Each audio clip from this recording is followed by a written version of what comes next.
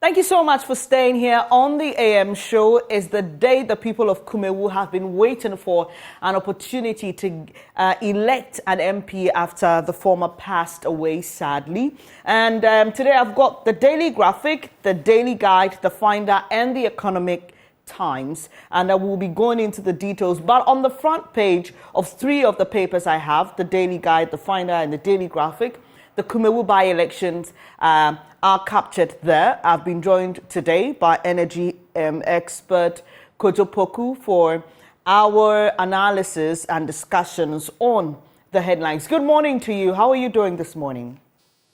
I'm very well. How are you, Ben? I'm doing great, by God's grace. Thanks for asking. So we start off on I proposed that there was a show, but you guys never did the show.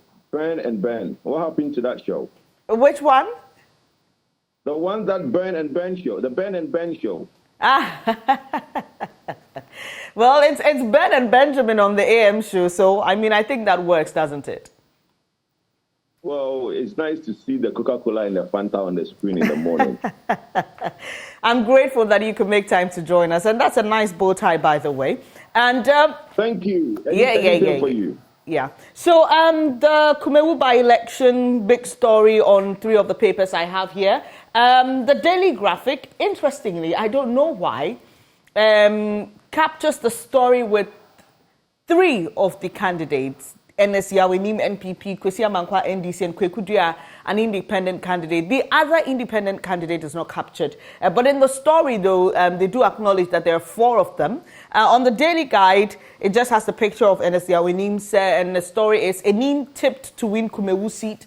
On the Finder, the angle is Kumewu by-election, police promises to ensure law and order. So the interesting thing about Kumewu, Mr. Poku, is that it always has been an MPP stronghold. But in 2020, something tricky happened, which is Kweku Dua, who is captured on the front page of the Daily Graphic, the independent candidate, because the two independent candidates are Kweku Dua. He defected from the NPP, and that altered the dynamics a bit for that particular elections. Now, there are those who are saying that it will be a critical one for the NPP, considering the gains Mr. Kweku Dua made in the 2020 elections. I don't know what you make of this election, the interesting dynamics. Now we are hearing that on the ballot sheet, Kweku Dua and Kweku Dua, who are the independent candidates, are clad in kente. They had similar symbols of birds, but the EC changed the others to a whole. I don't know what you make of the by-elections in Kumewu generally. Well, I think that journalism is about creating excitement and making it look like, oh, there's something to see here. Look, Kumewu was not an MPP stronghold. Kumewu is an MPP stronghold. It's our backyard, So I don't know how anybody is trying to make it look like there's a threat, there is this, and Kweku Dua might win. Yes, Kweku Dua is from the MPP folk. And he went independent. And in 2020, he had a certain level of support. Now, it doesn't translate that he's going to get that same level of support 4 years later, because the candidates that are run on the MPP tickets are different. You have seen the strong rallies that we've done. You've seen the strong showing that we've done in the Kumewu area. People will say that, why are you doing all this if it's your stronghold? Let me tell everybody who doesn't understand these kind of politics is that you need to go and consolidate your base. Kumewu is a base that we are not only going there to basically do the campaigning, we are going there to let them know that, look, we are still with them and they are still with us. If you leave space, they say the devil finds job for the idle hands. If you are complacent and think that, oh, it's my stronghold, I'm not going to do much, then you find elements that will go in there and basically tell stories that are not true. That's why you've seen the show of force that we have put towards Kumewu. But there's no doubt that at the end of this evening, the MPP candidate will come out flying colors and win massively for the Elephant family. What is giving you that confidence? Look, something is called your stronghold for a reason.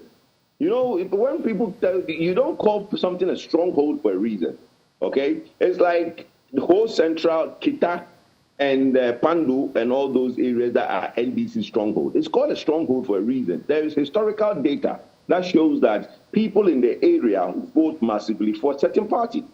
In Kumawu, they vote massively for MPP. Like I said, Kokutia is or was an MPP person. Okay, he just went independent. So he might have his problems, the reason he went independent. But the point is, one thing that everybody must acknowledge is that the minute you leave the party, people in the party don't live with you. People in the party are very loyal to the party. So when people entertain, oh, I'll go independent, I'll do this, there are few instances, like a lot of people mention Fomena. Fomena is a different instance because he was a former MP who have done a lot of work for the constituency. So the constituency acknowledged what the Fomena MP had done, and then when he went independent, the entire block of Fomena followed him and voted him as an independent. This is the case where Kokudia has never been an independent. He's never been an MP. He has never won in that constituency. So, yes, look, you take every little threat as a threat, okay, and deal with it massively. But there's no doubt that at the end of this evening, you will know that the MPP candidate will come out massively, and there will be no doubt that Kumawu is still an MPP stronghold. Well, we've got our fingers crossed. Much later on the show, we'll be bringing you some more analysis, looking at the trends, the history, looking at the dynamics. Mr. Poku thinks there's no threat to the NPP here. We'll hear what other analysts have to say on that particular one. Let's stay a while on politics because on the front page of the Daily Guide, there's this one. We remember Dumsop Bawumia pokes NDC. Details of that story captured on page 3. I'll just read a bit. Vice President Dr. Mahmoud Bawumia has made mockery of the NDC's ambition of winning the next elections. He said the NDC's mismanagement in political office, which resulted in severe hardship and electricity crisis, also known as Dumsop, is still fresh on the minds of Ghanaians. In this regard, the vice president, who sounded like a prophet of doom, boldly predicted an embarrassing defeat for the NDC in the upcoming 2024 presidential elections. Mr. Poku, that is your field, energy expert. Recently, though, we heard from the PURC when the increment in electricity tariffs were announced. And in that statement, the PURC said in order to prevent what is a looming crisis in the energy sector, a high possibility of doom so, there was a need to increase the electricity tariffs.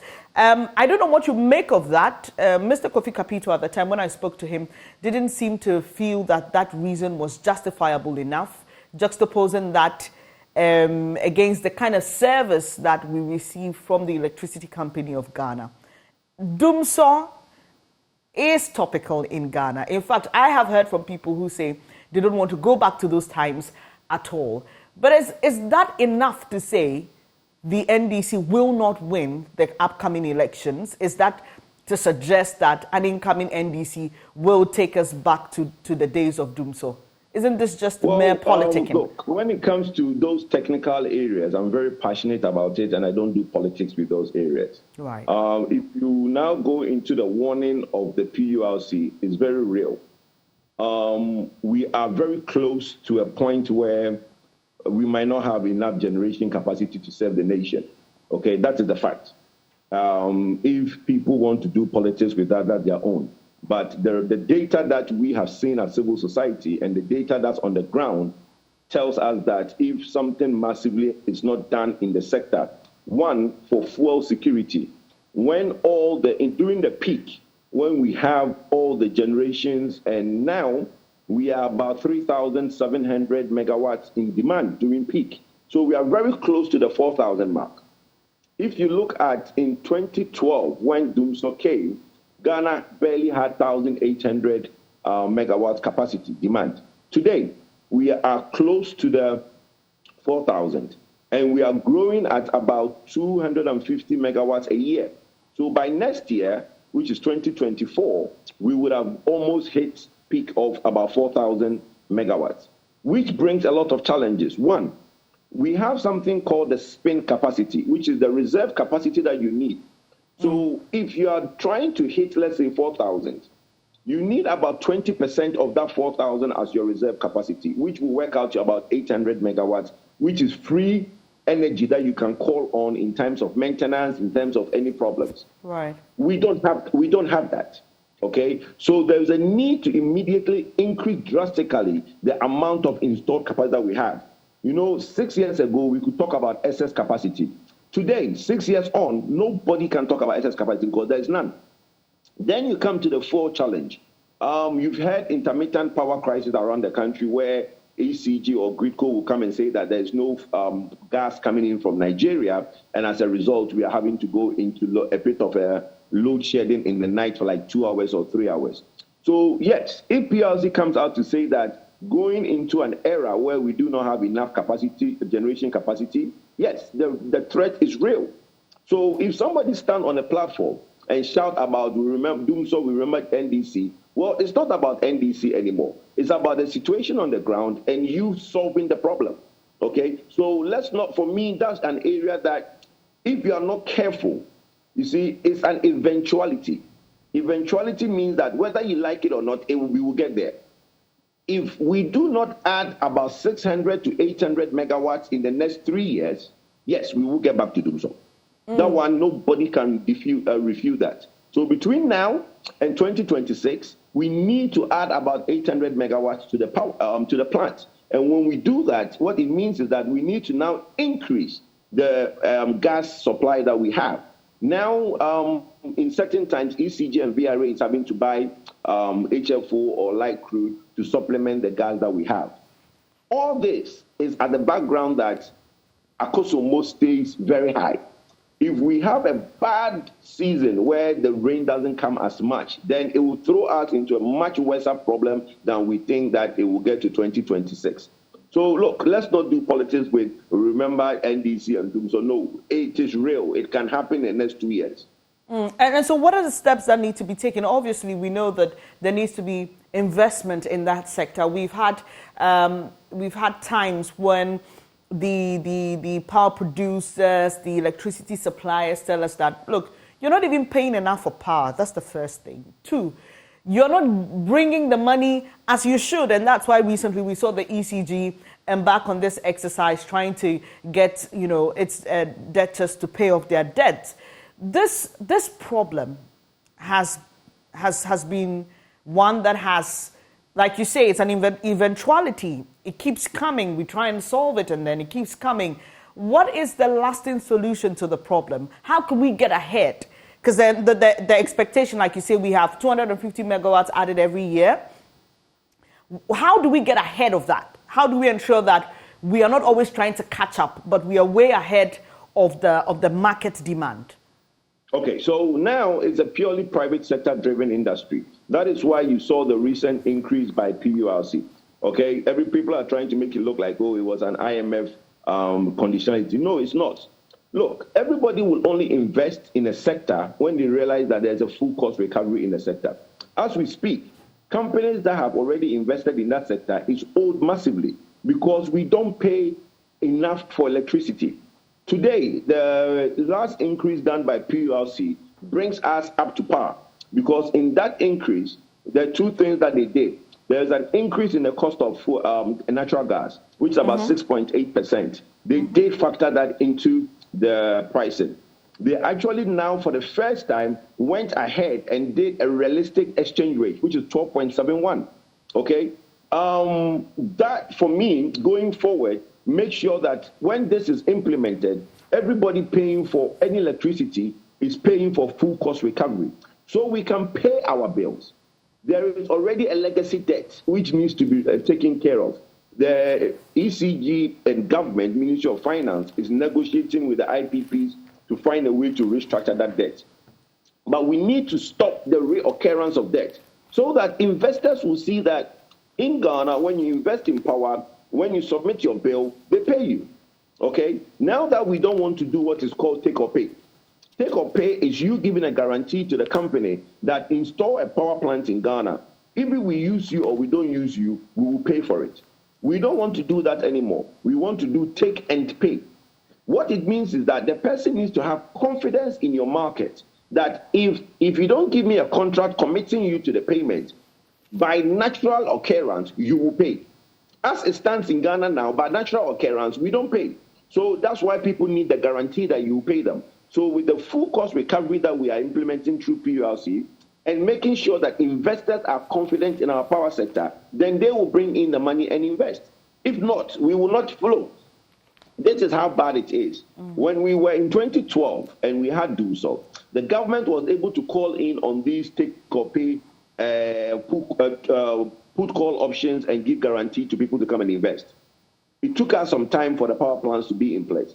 Now, government has come out to say that we are no longer going to give anybody a guarantee or a take or pay option, which means that if we get back into DUMSO and we stick to that position, trust me, no company will invest in Ghana, because every company at that point hold you by where it hurts. So he will now come and tell you that, no, give me that guarantee that you say you no longer give. So we have to go back to the option of giving these guarantees that we have sworn that we will never do.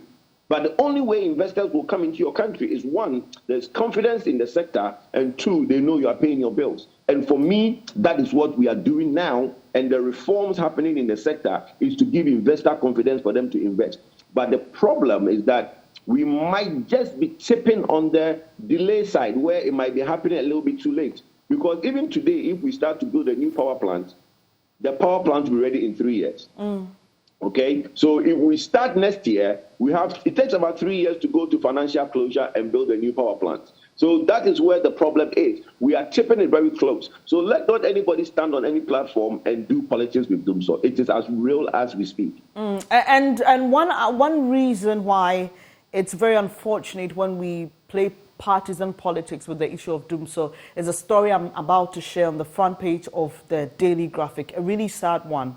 2 babies die over hospital power cut, 3 others in critical condition. The story is on page 16, and it's by Mohammed Fugu from Damongo.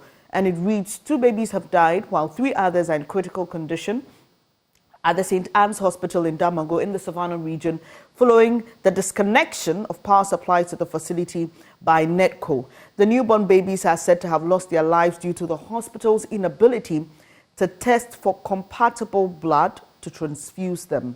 The head of communications and clinical coordinator of the hospital, Dr. Bediese Ahmed, who confirmed the incident, said the situation was biting hard on healthcare delivery because the hospital was the main referral facility in the area. He indicated the hospital had also suspended deliveries and surgeries due to the power disconnection. And there's a quote on there to confirm the loss of a baby. So the background to all of this, which is important, is that on Tuesday, May 2, 2023, officials of NEDCO cut power supply to the hospital over a 4 million CD debt, but it was later reconnected after the intervention of the Savannah Regional Minister. However, due to the hospital's inability to pay, the power distribution company disconnected the facility for the second time last week. Following the development, outpatient and administrative services were heavily affected, which further impacted healthcare delivery in the area. The hospital is a member of the Christian Health Association of Ghana. According to officials of the hospital, the government was responsible for the facility's electricity bills. For some time now, the facility had not paid the bills, leading to accumulated debt. The outpatient department, which used to record not less than 80 patients daily, is now empty following the power cut. That's what the Daily Graphic gathered. The accountant of the hospital, Rashid Damba, lamented that efforts to prevent the disconnection had been in vain.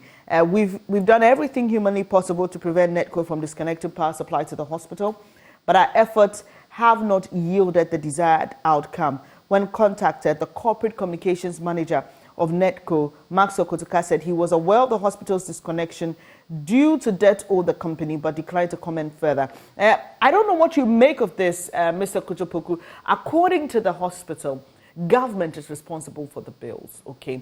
And we understand...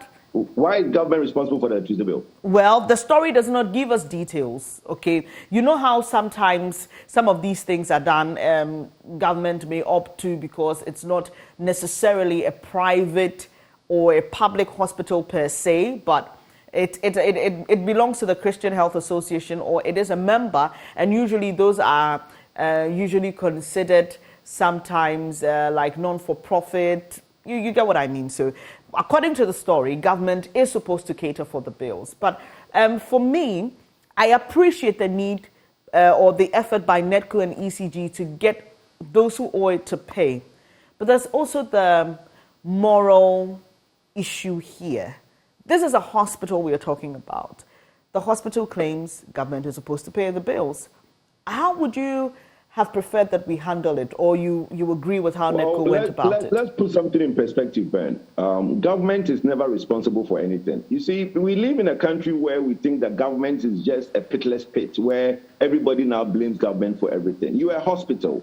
People come to you for surgeries, for OPD, for all things that hospitals do. You have a pharmacy, you have all these things, and you are running at a loss where government is responsible for your hospital bills. No, it's not true. Sorry, for your electricity bills, it's not true. You are supposed to run that hospital efficiently and pay your bills. Government is not responsible for any electricity bill, not even the ministries, not even the schools. You see, we have made it that, when there are appropriations, people take the appropriations and then now say that, I have been appropriated by central government, but I don't have enough, so I will not pay my electricity bill. No, pay your electricity bill. Cut down on other things, but pay your electricity bill. A hospital, which is owned by an NGO, is saying that government is responsible for electricity. Let me now put this out there. We have gotten to the point where most healthcare facilities, which is government-owned healthcare facilities, government cannot run them anymore. That is why, for me, I'm proposing that we now look to reform who owns hospitals in Ghana. Government hospitals should now be owned by trust. And private sector can own these trusts and invest in these hospitals and make them run profitably. If private hospitals can run profitably, why can't government-owned hospitals run profitably? My sister, let me tell you something. Anytime you see a government hospital, you see about 10 pharmacies in that area that are all making money. Anytime you see a private hospital, there is no pharmacies in that area because the private hospital has a pharmacy in there that is making a lot of money and nobody can come and basically cut them around the area. Why is that? Because we always see these institutions as, a bindia, and we run it down. In this case, it's an NGO. But obviously with support from government. But Mr. Poku, sorry to interject. Is it not the case that government is not providing enough in some of the instances, and so the private people are seeing a need that has to be met? And I can share personal examples. I can share, Mr. Kwadwo Poku, I can share personal examples with you. In a municipal hospital where they don't have basic intravenous paracetamol. So you have to, they don't have it. Even if you come with the NHS, even if you come with the NHIA card, they will turn you away. So the private person is meeting a need. Okay, so let me give you an example. All these hospitals are run by a hospital board, right? There's a governing body of these hospitals. Right. And these governing bodies, let's take Kolebu as an example, right? Right. What you say government is not providing enough. What do you expect government to do for these hospitals? The hospital is set up and has a governing board, and the hospital is set up as an institution to make money. It's the mentality of the people put there that, it's a government hospital. What is the mentality of a government hospital and the mentality of a private-run hospital? After the government has put the hospital up and put all the resources in there, in your story that you were doing, you made mention that the reception or the clinic was very full. Now there's nobody there. So when the people who are there and the place is very full, were they going there for free or were they paying bills? Mr. Kwadwo Poku, you also know that there are people or facilities that give medication, for example, on the National Health Insurance Authority, and paying the claims become a problem, right? And so there's no regular inflow. So after a while, the hospitals run out, they can't provide the medication. A private person sees the need there and wants to meet it. I have seen people being turned away. They are holding the National Health Insurance card. They say, we are sorry, we cannot provide it for you because it's unavailable. I agree. The National Health Insurance Service has been run down, as with everything that is government run. So that's the point I'm making. Anything government run doesn't run properly because of the mentality of the Ghanaian. My point is, look, it's unfortunate that a kid has to die. My problem is unfortunate. Two of them. Yes, 3 of them. It's unfortunate that kids have to die. Right? That's why someone like me is against Agenda 111. There's no point taking money to go build new hospitals when existing ones that even have a standby generator. Okay? There's no need going to build new hospitals when existing ones don't have the basic facilities to take care of certain things. So equip the existing hospitals well, let those ones function and be profitable before you now double the problems with 101 hospitals. Okay? So the problem we have in this country today, and I have said it over and over, is that government should no longer, because we can't afford to run hospitals. The country is so big now, 32 million population, that the little resources that government has, we can't run hospitals. So we need to now go and look for solutions. The solution that we've seen in the UK is that they are trust. And private sectors can own this trust and run the trust as a profit-making institution. Then strengthen the national health insurance so that the mobrower who doesn't have, go with their national health insurance, will get the right service that they want and the right medication they want. We have the institution that can work. It's just that the mentality of the Ghanaian is to run down everything government. It's unfortunate. Well, so so we have some clarity here that there were 2 babies that died over that hospital park card. But you've still not answered my question, though, about how you would have gone about this if you had the chance, if you had the opportunity. Of cutting electricity? Well, you see, you remember that there was a first instance and a second instance. You see, there is a chicken and egg issue. They went there the first time. I'm sure it's not the first time they've gone there. Most institutions see themselves as, oh, we also what? Look, do you hear the situation with the police stations? And we in the civil society were going to do a press conference, but we decided to leave it and let the police and ECG basically deal with it. You see meters that are installed in some of the police stations. These meters maybe were installed when Kwame Nkrumah was president. And they will tell you that they are paying their bill. Meanwhile, if you see the pictures of these meters, the meters don't work. But the police are not paying their bills. Okay, so with most institutions, and the solution of the IGP was to issue letters that they shouldn't allow ECG staff into their police premises. Why is that? PURC law, the LI of PURC, gives the ECG the mandate to enter any premises that they supply power to. So look, some of these things, I think that it wasn't just abrupt where they went and cut electricity. Even in the story, you realize that there was a first instance, they were giving time, and a second instance, they did not pay. My point is, pay your electricity bill. Electricity is not a free amenity. It's not a social amenity. It's unfortunate that we treat electricity as social amenity, the last result. But when it's cut, we all know the consequences that we face when it's cut. But in the value chain of electricity, we use physical money to generate electricity. So we have to pay our bills. It's as simple as that. Right, let's talk about the IMF. The Economy Times has all the stories on the front page focusing on the IMF. IMF Ghana bailout program, the light and darkness, CD now world's best performer, and IMF Ghana intends to agree debt rework memorandum of understanding with official creditors before November. And the one about the CD being the world's best performer, I'm sure excites a lot of people. Is a story by Adnan Adams Mohammed. Soon after the approval of a $3 billion extended credit facility arrangement for Ghana by the IMF, the Ghanaian currency has become the world's best performer against the dollar over the past 6 months. And on the front page of the Finder, one by Bernard Avler, we face deeper issues beyond mere IMF-dictated fiscal discipline. And BOG gives banks 3 years to rebuild capital buffers. Those are on the front page of the Finder in relation to business and the economy. E-levy rakes in 861.47 million cedis in 11 months. Inflows drop in 2023 due to rate review to 1%.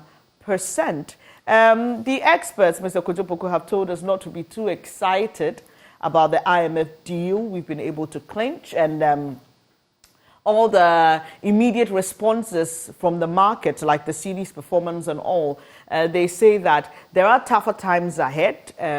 You do not agree that the increment in electricity tariffs is part of the conditionalities, but we know it is. It's in the document, and other tariff adjustments. And other tariff adjustment. For you, and where you sit? What are you bracing yourself for? Are you part of those who believe that this is the moment we've been waiting for, or you are with those who say that don't be too excited with what you're seeing, it's just the market reacting?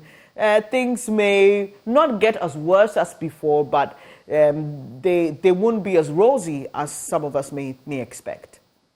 Okay, so Ben, in the document, I have perused that document, and there is nowhere in that document that says that we should adjust our electricity prices. It's not in there. What is in there is that we should clear our indebtedness in the sector. Okay, so there's nowhere that says that, oh, go and increase electricity tariffs. It does not say that. It says clear your indebtedness in the sector, which you can conclude that by clearing indebtedness in the sector, like I explained earlier, you need to do the right thing. But look, we are not out of the woods. Nowhere near out of the woods. Look, the IMF program is to help us get out of it.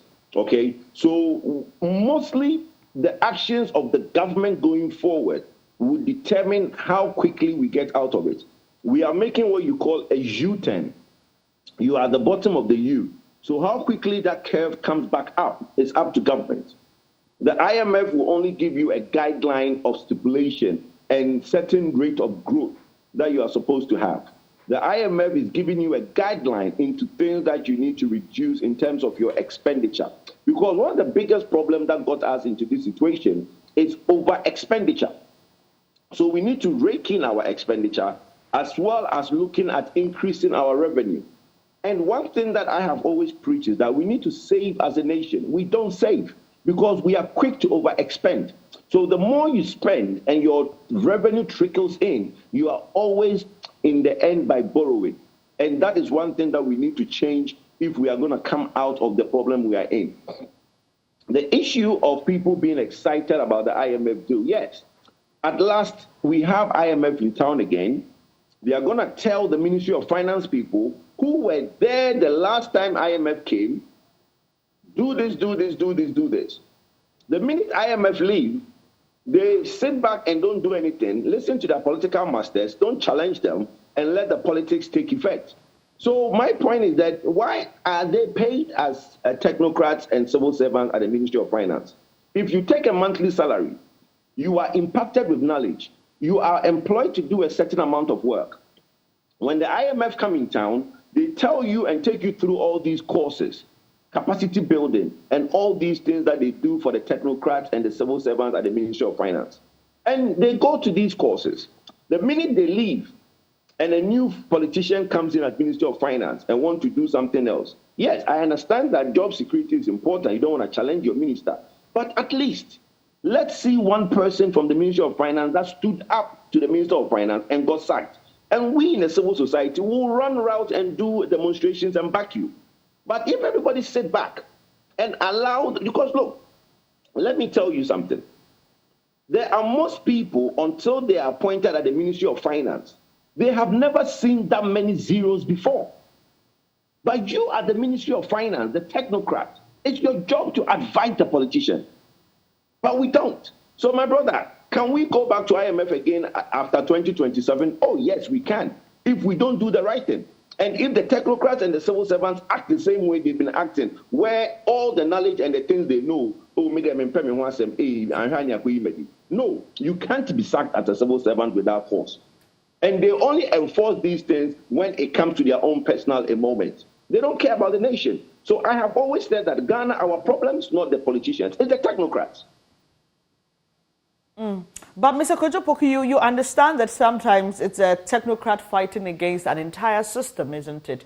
And it doesn't appear to be, an entire political structure. So even though there are technocrats in the civil service, I beg your pardon, and you want them to confront the politician with what's right, this is the way to go, blah, blah, blah. There are people within the system, people within the political structure, sometimes we've heard, who don't even allow these thoughts to get to the person it's supposed to get to, or even in terms of implementation. Okay, so let me give you a typical example. We always read our budget, and our budget from time immemorial follows one format. Okay, so in the past where we have what's his name? During NDC time, then we came into Mr. Dufour, then we came into Setekpe, then we came into Mr. Kenuforiata. Throughout the MPP and the NDC, there is one format at the Ministry of Finance that we use to read our budgets. And let me give you a very small aspect of that where I have a problem with. Every year on year, we have what you call your actual collection. So you know that last year, I only collected 60 billion as my revenue, okay? But the format at the Ministry of Finance is that you go and tell Ghanaians that you expect to basically collect 120 billion, knowing very well that you cannot accumulate, you cannot even collect 70. But the format, the technocrats will tell you, the politicians, this is how we do it here. And I know that they tell them this is how we do it here because every finance minister does the same thing, right? They know the actual, which is a realistic amount we can collect, which is 60. They will come and put 120 in the budget. Then when they put 120, they will now say that, okay, then our expenditure is 150. What does that do? It only puts the expenditure 30 billion away from the revenue. So Ghanaians and the parliamentary are not too worried. But in actual fact, the politician will now try to strive to spend that 150 at all costs because he has what the parliament has approved 150. Meanwhile, the actual revenue, which the Ministry of Finance know, is only 60. So what's the difference between 60 and 150? You understand what I'm trying to say? There is a big number between 60 billion and 150 billion. So every year we are overspending. Now, in the following year, when they now come and say, oh, last year our budget was 60, our budget was 120, we did 70. Right? What are you who are you lying to? You know what the revenues are. So what I'm saying is that it's not about the politicians and it's not about somebody fighting the system. It is the technocrats being honest with themselves. They are not. They are just happy to go on per diem trips. They are just happy to collect money from people to make sure that their payment vouchers go through. They are just happy to just basically take a salary. And if Ghana will take its clothes to my fra, Ministry of Finance, that's where it starts. The technocrats. Mr.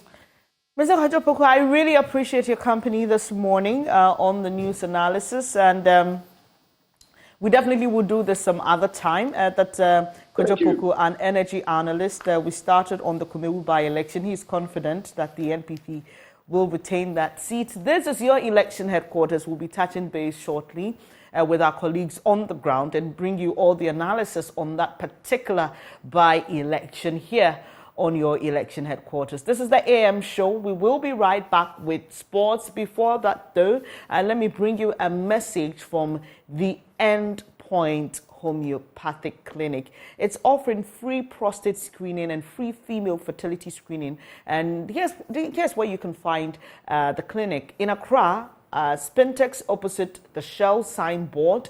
In Kumasi, Kronum Abuehia behind the Angel Educational Complex. In Takrade, Anaji Estate. In Tema Community 22. And in Tichuman in Esiama, in Nzima. Or you can take this number down, 0244867068 or 0274234321. Endpoint Homeopathic Clinic, the end to chronic diseases. And this is the end of this segment. We are back with sports to stay.